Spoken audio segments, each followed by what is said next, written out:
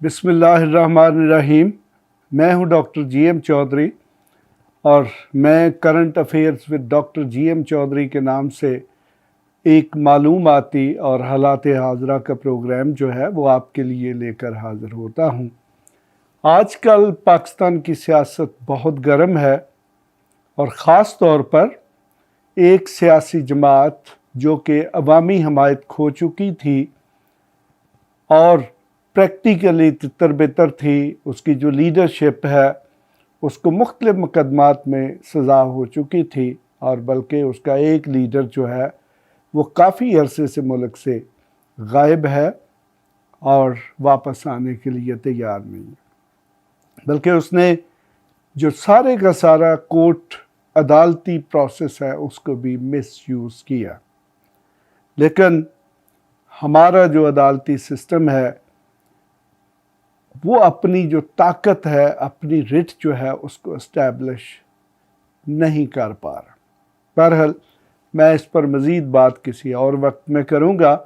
تو آج کا دن جو ہے وہ ہماری سیاست میں کل کا اور آج کا دن جو ہے بڑے ہنگامہ خیز رہے ہیں، اور خاص طور پر ایک بات جسے خاص طور پر پاکستان مسلم لیگ نواز اور پھر اس کا فائدہ اٹھاتے ہوئے جو پاکستان پیپلز پارٹی پارلیمنٹیرین ہے اس کے بھی بہت سارے لیڈرز جو ہیں، اس نے ہمارا جو نیشنل میڈیا ہے اور مختلف ٹیلی ویژن چینلز ہیں ان پر انٹرویوز کی بھرمار کر دی،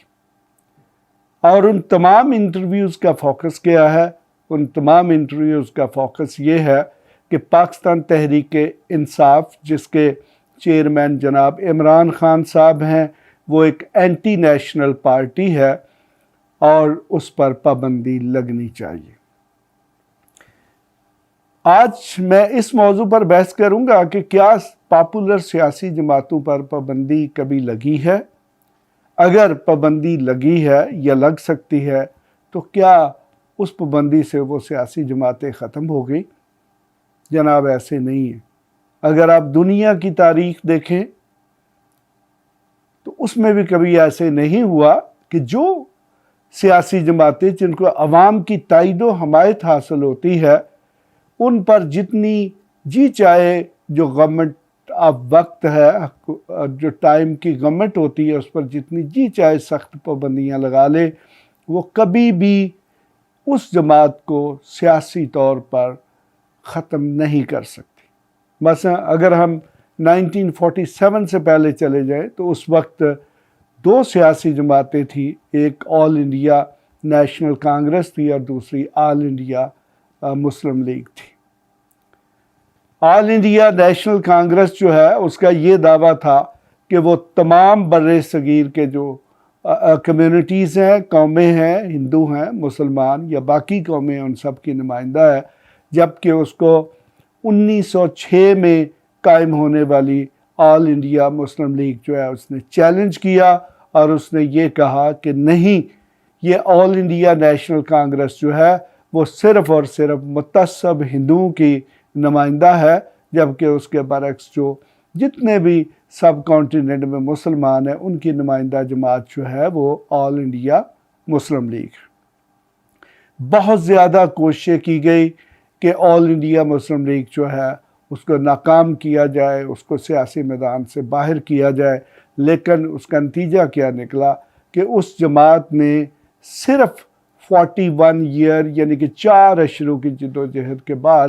ایک آزاد وطن پاکستان کی صورت میں حاصل کر لیا۔ پاکستان بننے کے بعد کی اگر تاریخ دیکھیں تو ہمارے بہت سارے جو پاپولر سیاسی لیڈرز تھے ان پر پابندیاں لگی، اور انہی میں ہی ایک جماعت تھی نیپ، نیشنل عوامی پارٹی، وہ بھی اس وقت ایک پاپولر سیاسی جماعت تھی، اس پر پابندی لگی، اس کے لیڈروں کے ٹرائلز ہوئے، لیکن الٹیمیٹلی کیا ہوا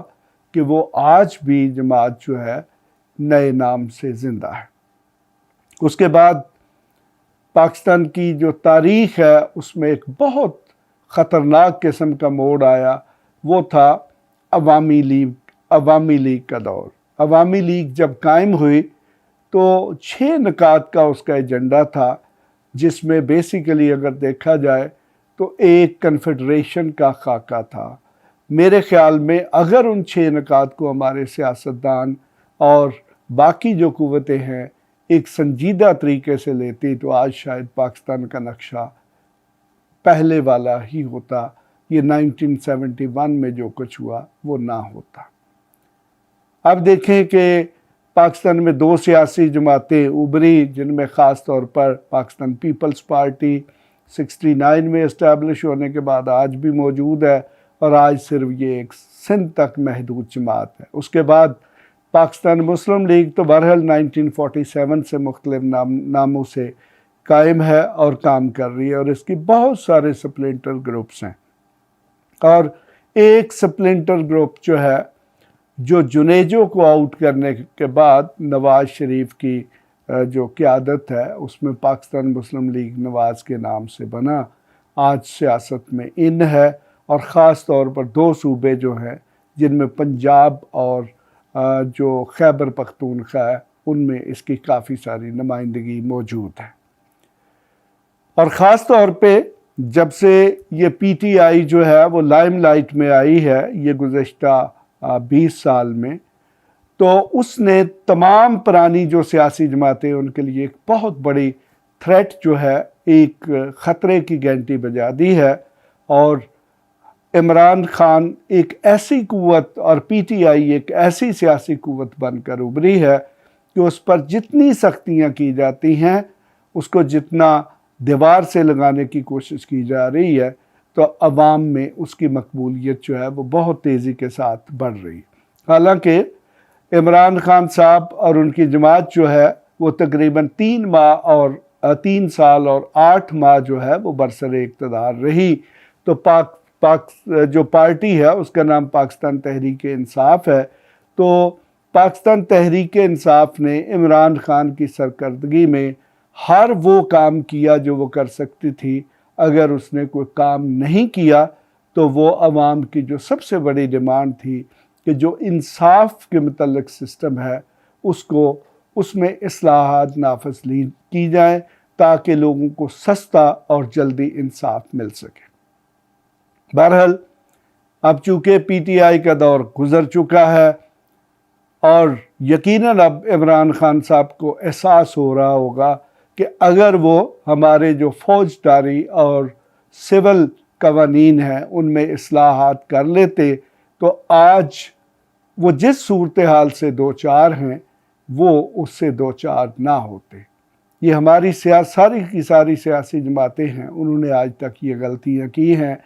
کہ جب وہ برسر اقتدار ہوتے ہیں تو وہ پھر کچھ اور کام کرتے ہیں، اپنا اصل ایجنڈا جو ہے اس کو نظر انداز کر دیتے ہیں۔ دیکھیں کہ ہمارے ملک کا معاشی مسائل جو ہیں ان کے بعد جو سب سے بڑا مسئلہ ہے وہ انصاف کا ہے، بلکہ میں تو کہتا ہوں کہ کوئی بھی جو ماڈرن ریاست ہے، کوئی بھی جو جدید ریاست ہے، وہ انصاف کے اچھے سسٹم کے بغیر قائم ہی نہیں ہو سکتی، کیونکہ اگر ایک انصاف کا اچھا سسٹم موجود ہوگا تو پھر یقیناً باقی شعبے جو ہیں ان میں آٹومیٹیکلی جو 90% مسائل ہیں وہ ختم کر دیتے۔ دیکھیں، عدالتی کارروائی ایک ایسا خوف ہوتا ہے کہ اگر کسی شخص جو کہ کرپٹ ہے، جو بدعنوانی کر رہا ہے، جو مس یوز آف پاور کر رہا ہے، جو چوری کر رہا ہے، ڈکیتی کر رہا ہے یا مختلف قسم کے جرائم میں ملوث ہے، اگر اس کو یہ پتہ ہو کہ میں سزا سے نہیں بچ سکوں گا تو یقیناً بہت سارے لوگ جو ہیں وہ جرائم نہ کر سکیں۔ اب پھر میں آپ کو یہ بتاتا ہوں کہ کیا پی ٹی آئی جس کا گراف دن بدن بڑھ رہا ہے، اس کو چاہے سیاسی جماعتیں ہیں یا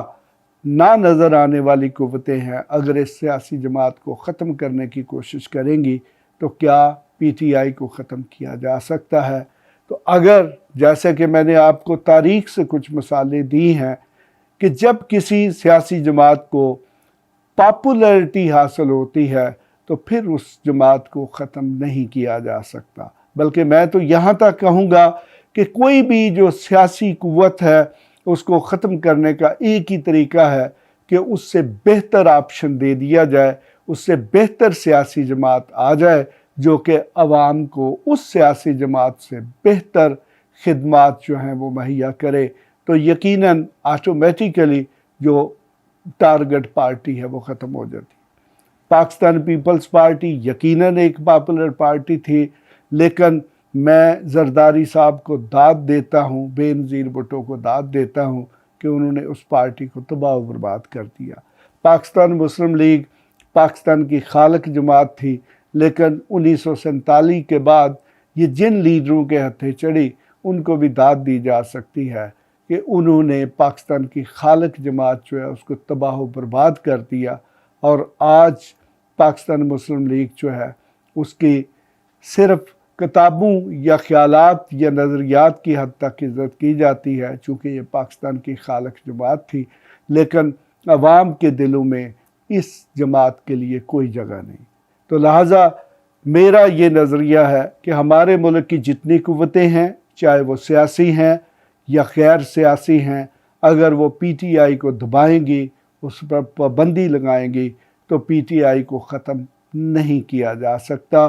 پی ٹی آئی کو ختم کرنے کا ایک ہی طریقہ ہے کہ اس کے جو چاہنے والے ہیں ان کو بہتر آپشن دیا جائے، جو کہ نہ ہماری سیاسی جماعتوں کے پاس کو اچھے آپشنز موجود ہیں اور نہ ہی ان کے کریڈینشلز اچھے ہیں، اور نہ ہی ہماری جو غیر سیاسی قوتیں ہیں ان کے پاس کو ایسے آپشن ہے کہ وہ عوام کو انصاف، گڈ گورننس اور سوشل سیکیورٹی مہیا کر سکیں. تو جب تک یہ ساری کی ساری چیزیں غائب ہیں اس وقت تک پاکستان تحریک انصاف کو کبھی ختم نہیں کیا جا سکتا، چاہے اس پر کسی بھی طریقے سے مختلف قسم کی پابندیاں لگائی جائیں یا اس کے خلاف انتظامی یا عدالتی کارروائی کی جائے. اس کے ساتھ ہی میں ڈاکٹر جی ایم چودھری آپ سے اجازت چاہتا ہوں. کل آپ کے لیے کوئی نیا موضوع جو ہے وہ لے کر حاضر ہوں گا. خدا حافظ.